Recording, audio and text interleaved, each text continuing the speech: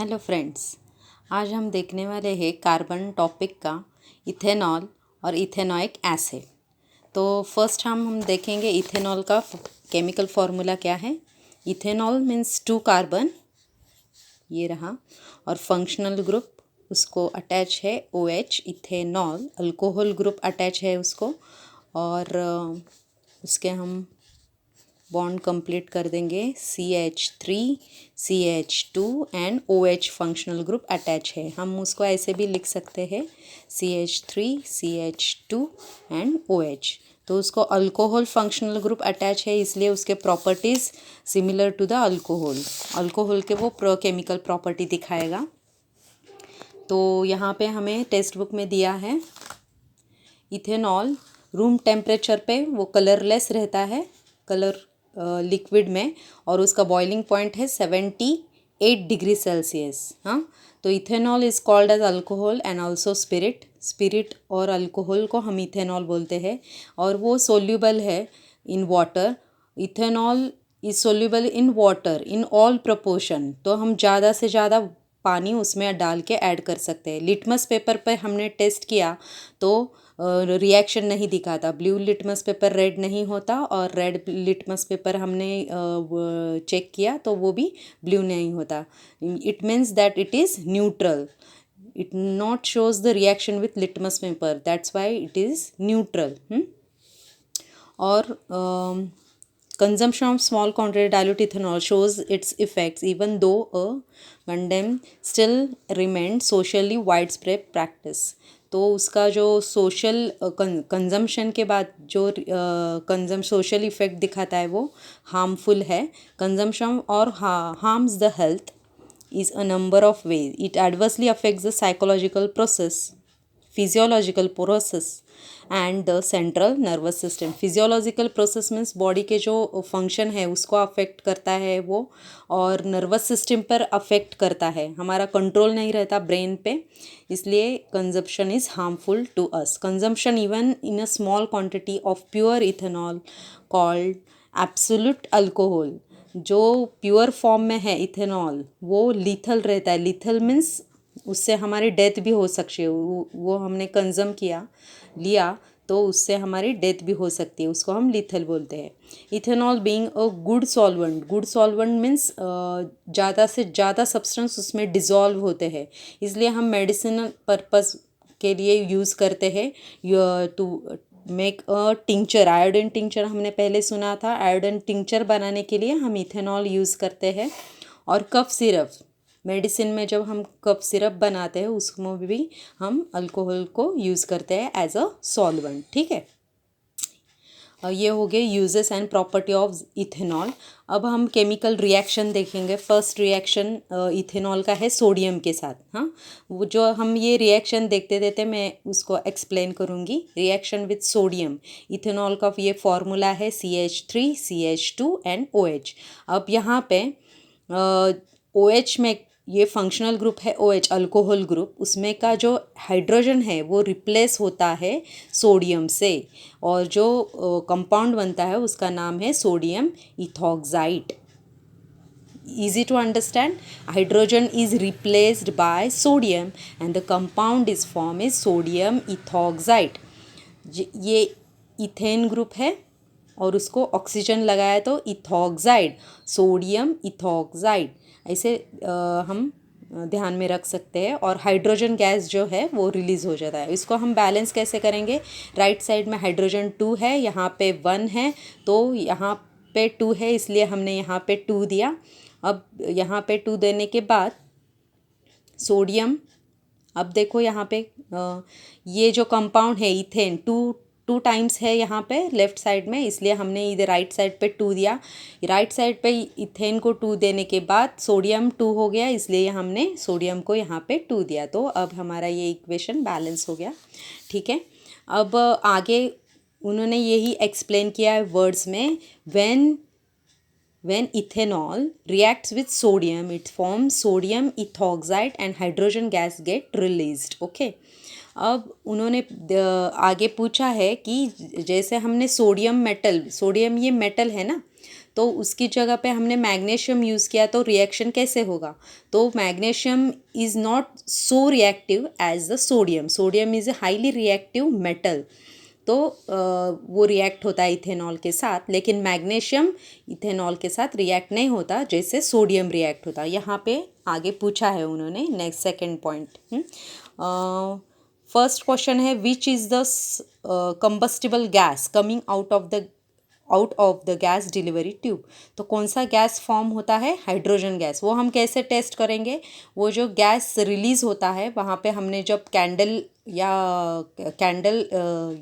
वहाँ पे पकड़ा तो हमें पॉपिंग साउंड्स, क्रैकिंग साउंड्स हमें सुनाई देंगे. तो with that conclude that the gas is of hydrogen gas. Okay, आगे, why do sodium pieces appears dance on the surface of ethanol. Sodium हमें डांस करते हुए, पीसेस डांस करते हुए कैसे क्यों नज़र आते हैं? तो because of the formation of H2 gas, they appears like a dancing. Okay, repeat the above procedure using a magnesium ribbon. तो magnesium is not reactive as sodium, so the hydrogen gas will not release and the reaction will not form.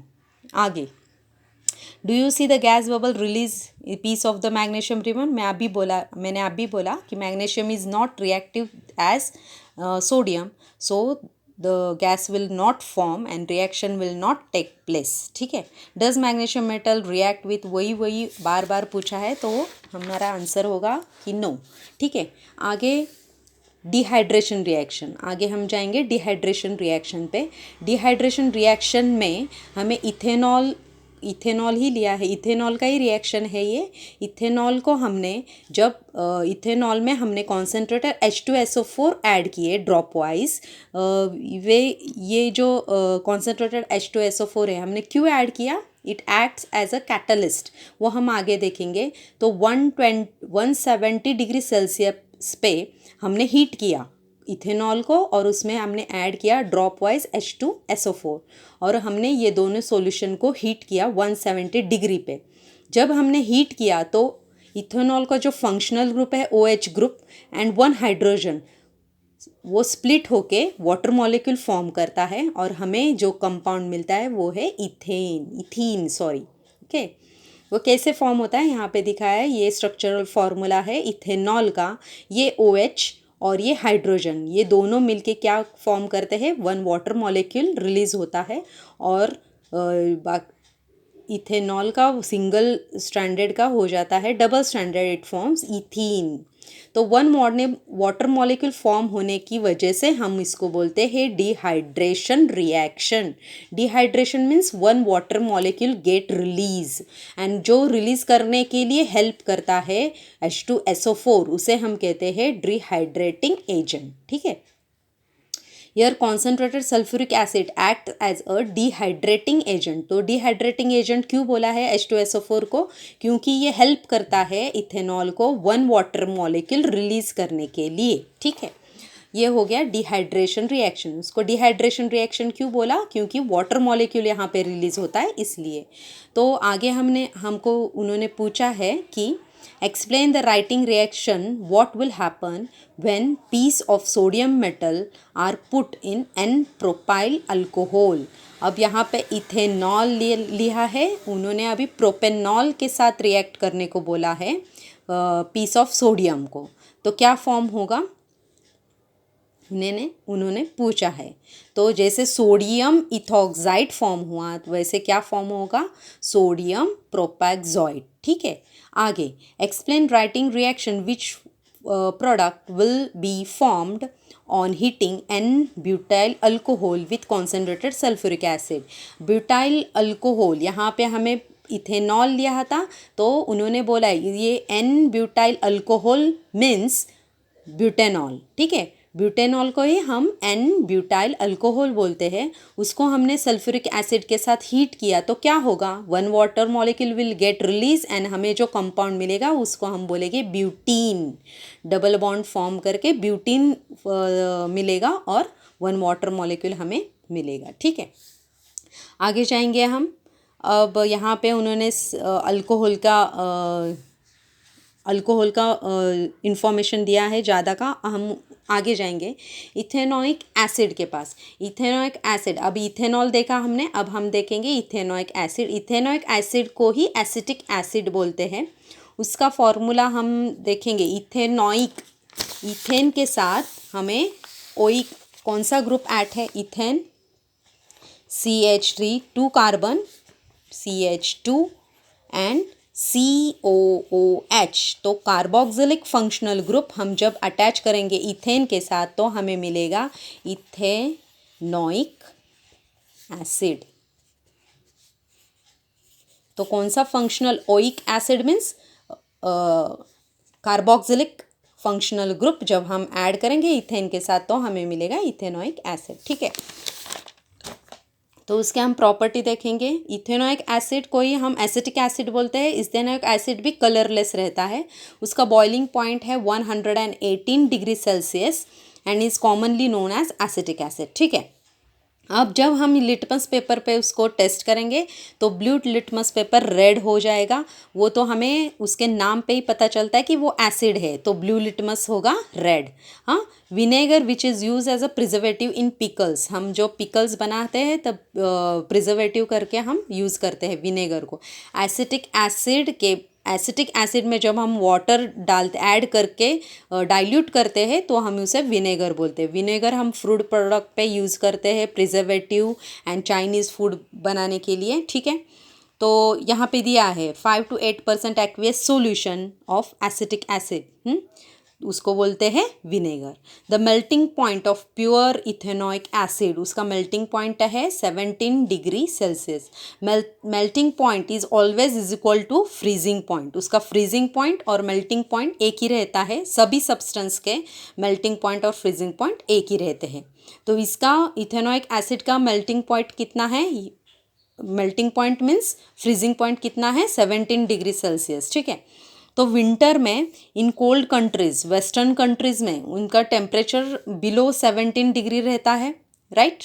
तो below 17 degree रहने से वो जो ethanoic acid है, acetic acid है, room temperature पे freeze होता है, आइस की तरह उन्हें मिलता है, इसलिए हम उसको बोलते हैं ग्लेशियल एसिटिक एसिड।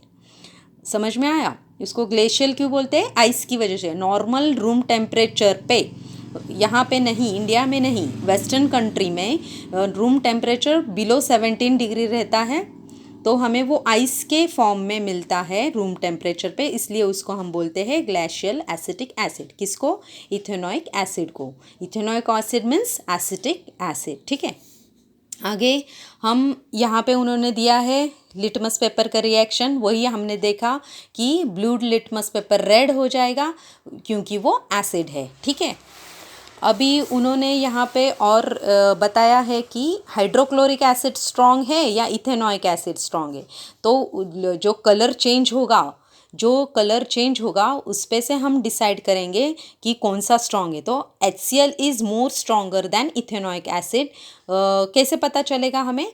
तो जो कलर है it is more reddish in HCl than in ethanoic acid, litmus paper. ठीक है, उससे हमें पता चलेगा कि HCl is more stronger acid than ethanoic acid. ठीक है, which one is acid is more stronger, यहाँ पे पूछा है, तो कौन सा? Hydrochloric acid. ठीक है, आगे वही हम इधर वही पूछा है, आप एक बार रीड कर लो। Chemical properties of ethanoic acid, हमने अभी इथेनॉल का देखा पीछे, अब हम देखेंगे ethanoic acid means acetic acid के केमिकल प्रॉपर्टीज़ देखेंगे। फर्स्ट रिएक्शन उसका है बेस के साथ। ये एसिड है इथेनॉइक एसिड, उसका फॉर्मूला CH3COOH। ठीक है, तो उसका केमिकल फॉर्मूला है CH3COOH। पहले जो स्टार्टिंग में मैंने बताया था इथेनॉइक एसिड, उसमें मैं एक ग्रुप ज़्यादा ऐड किया था, तो उसका फॉर्मूला है CH3, 2 कार्बन है, COOH। ठीक है, 2 कार्बन है इथेनॉइक एसिड का, 1 ग्रुप मैंने एक्स्ट्रा ऐड किया था। ठीक है, 2 कार्बन। फंक्शनल ग्रुप का भी हम कार्बन कंसीडर करते हैं, मुझे ये दिखाना था। तो फंक्शनल ग्रुप का भी हम कार्बन काउंट करते हैं। 2 carbon is ethane and oic, carboxylic acid add किया इसलिए इथेनॉइक एसिड। ठीक है, तो ये है इथेनॉइक एसिड का रिएक्शन हम करते हैं पहले बेस के साथ। Base is NaOH। हमने 9th स्टैंडर्ड में देखा था NaOH is a strong base, ठीक है। अब और यहाँ पे ऊपर हमने देखा कि ethanoic acid is a weak acid, ठीक है। तो वीक एसिड और ये स्ट्रॉन्ग बेस का जब रिएक्शन होगा तो ये जो H है, ये जो H है वो रिप्लेस होगा सोडियम के साथ और वो एक वाटर मॉलिक्यूल रिलीज होगा। ये OH और ये H, इसका बनेगा one water molecule that is H2O। H2O one water molecule release होगा और Na sodium will replace hydrogen will be replace by sodium and salt will form. The salt का नाम क्या है? सोडियम इथेनोएट, ठीक है। इथेनोएट, सोडियम इथेनोएट, इथेनोएट ये group है और इसको सोडियम लगाया, ठीक है। जब एसिड और बेस रिएक्ट होते हैं तो हम उसको न्यूट्रलाइजेशन रिएक्शन बोलते हैं और जो फॉर्म होगा वो सॉल्ट एंड वाटर। ये हमने 9th स्टैंडर्ड में पढ़ा था। अभी ध्यान में नहीं है तो अभी लिख के लो कि इसको हम न्यूट्रलाइजेशन रिएक्शन बोलते हैं। एसिड और बेस जब रिएक्ट होते हैं तो सॉल्ट और वाटर फॉर्म करते हैं। सॉल्ट का नाम है sodium ethanoate and one water molecule will be form, ठीक है। अब ये जो सॉल्ट फॉर्म होगा वे एसिडिक है या बेसिक है? यहाँ पे कौन स्ट्रॉन्ग है, एसिड या बेस? तो बेस स्ट्रॉन्ग है, इसलिए बेसिक सॉल्ट तैयार मिलेगा हमें। ये जो सॉल्ट है वो बेसिक है या एसिडिक? बेसिक है, क्योंकि base is a strong than acid here, ठीक है। तो इसका सॉल्ट का नाम है सोडियम इथेनोएट, ओके। आगे जाएंगे, ठीक है। आगे हमें रिएक्शन दिखाया है ये जो टेस्ट ट्यूब है, टेस्ट ट्यूब में उन्होंने अब एसिटिक एसिड का रिएक्शन उन्होंने सोडियम कार्बोनेट के साथ दिखाया है। सोडियम कार्बोनेट का फॉर्मूला Na2CO3। एसिटिक एसिड का रिएक्शन हमें सोडियम कार्बोनेट के साथ यहाँ पे दिखाया है। तो फर्स्टली उन्होंने सोडियम कार्बोनेट के पीसेस लिए हैं टेस्ट ट्यूब में और उसमें थिसल फनेल से हमें एसिटिक एसिड ऐड करना है उसमें, और जो गैस फॉर्म होगा वो गैस डिलीवरी ट्यूब से हमें दूसरे टेस्ट ट्यूब में रिलीज़ करना है। दूसरे टेस्ट ट्यूब में हमने लिया है freshly prepared lime water. Lime water का फॉर्मूला पता है आपको? कैल्शियम हाइड्रोक्साइड, उसको हम लाइम बोलते हैं।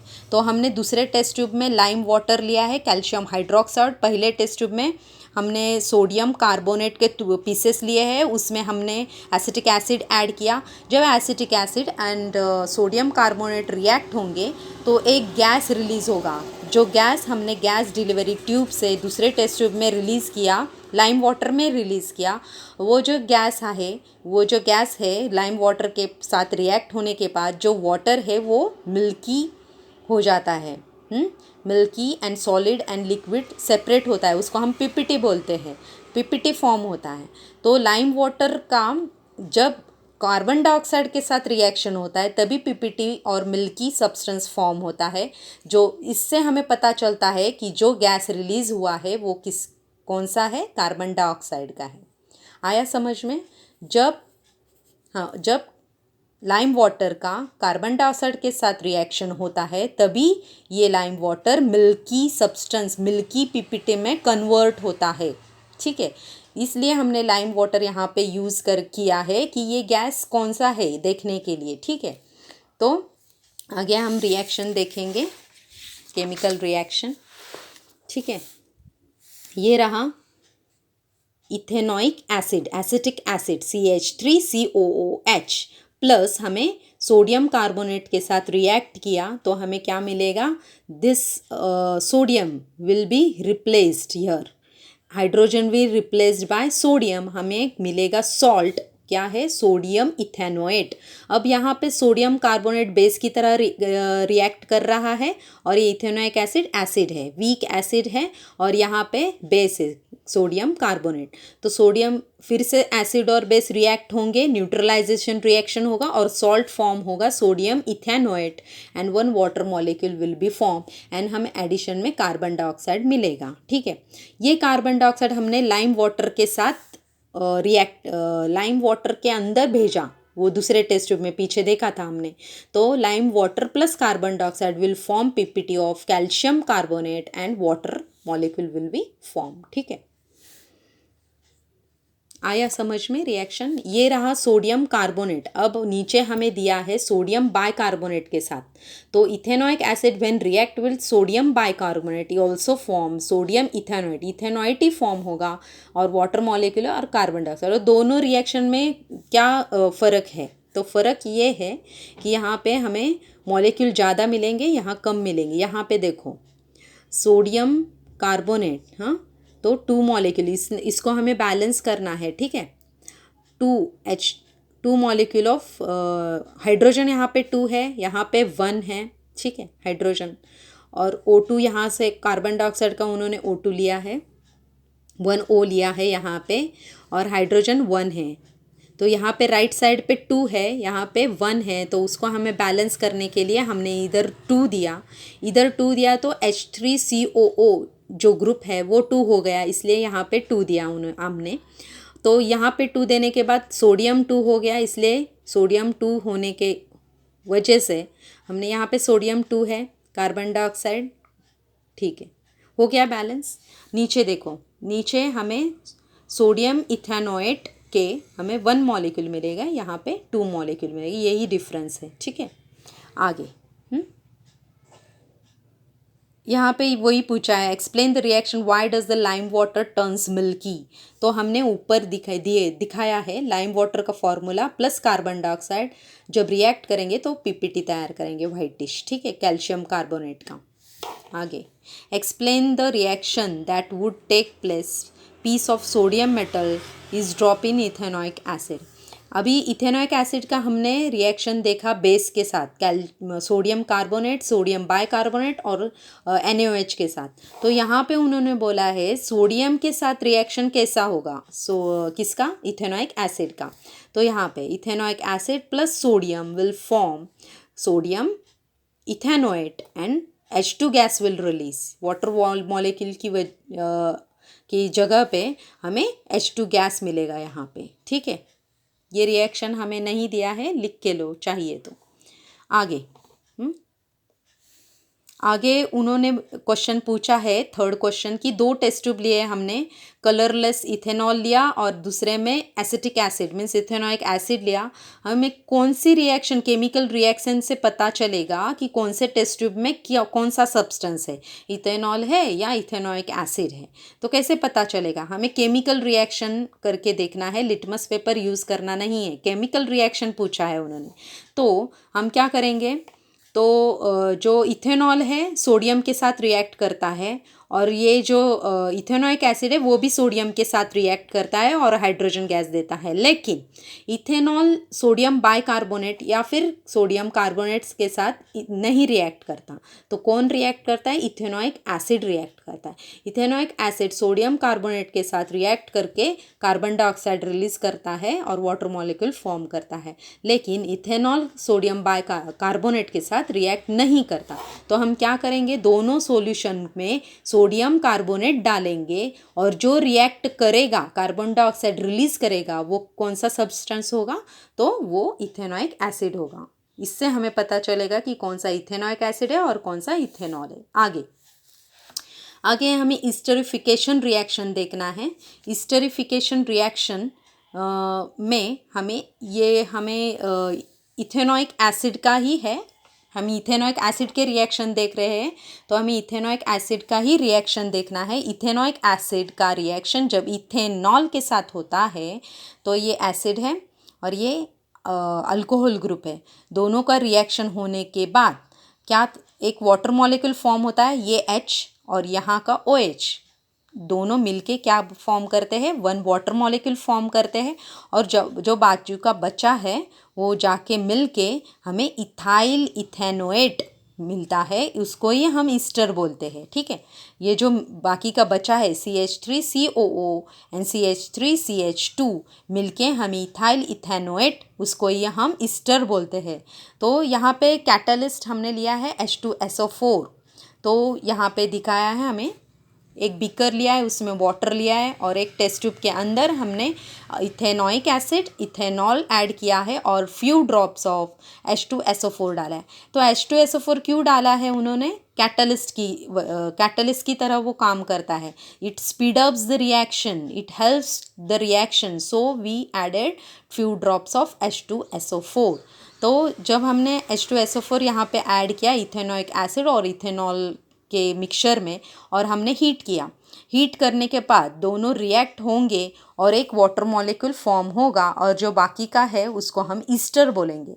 जो ईस्टर है उसका ही नाम क्या है? Ethenyl ethanoate.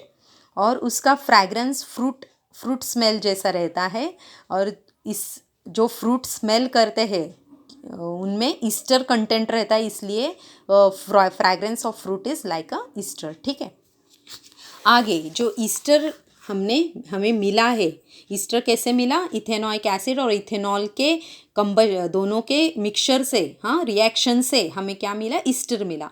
तो ईस्टर का जब हम सोडियम हाइड्रोक्साइड के साथ रिएक्शन करेंगे, ऐड करेंगे, ईस्टर में जब हम सोडियम हाइड्रोक्साइड ऐड करेंगे तो हमें sodium carboxylate and alcohol molecule मिलेगा।